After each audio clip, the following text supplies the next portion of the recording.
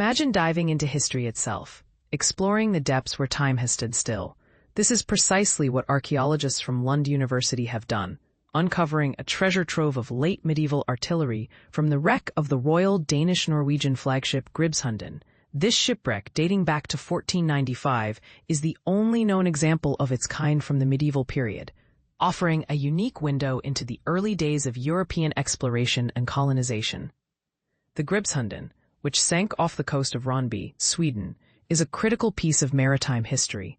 It is remarkably well preserved, making it a valuable proxy for understanding the vessels that Christopher Columbus and Vasco da Gama used during their groundbreaking voyages. The ship and its weapons are nearly identical to those of the early Spanish and Portuguese explorers, providing crucial insights into how early modern maritime adventurers were equipped to dominate and colonize the world. But here's where it gets controversial.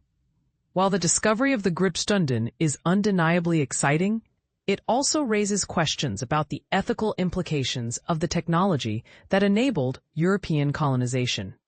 Was the development of advanced naval artillery a necessary evil, or did it pave the way for centuries of exploitation and conflict?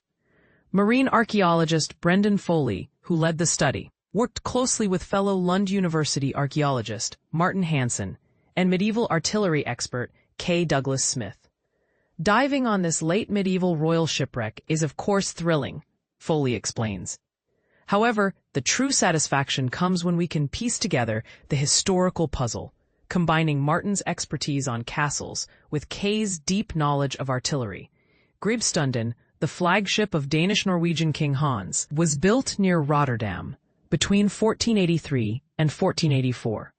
The ship was a significant investment, costing about 8% of the Danish national. King Hans used the ship not for exploration, but to solidify his control over the Danish-Norwegian realm, effectively turning it into a floating castle.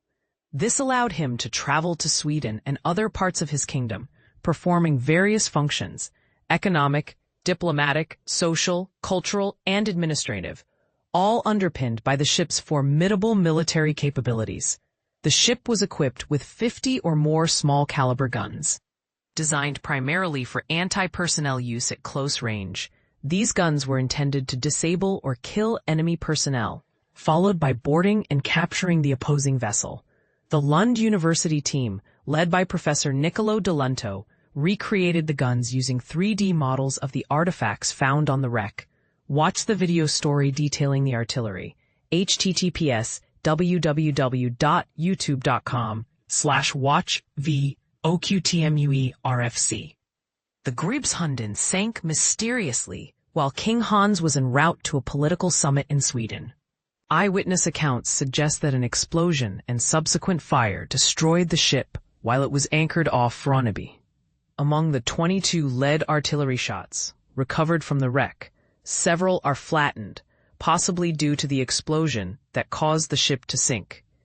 Given the existence of such advanced warships, one might wonder why Denmark did not compete with Spain and Portugal in expanding to the Americas. Despite sharing a rich history of exploration and settlement in the West, including colonies in Iceland and Greenland, and even temporary settlements in North America, Denmark's focus remained on consolidating its rule over the Baltic region.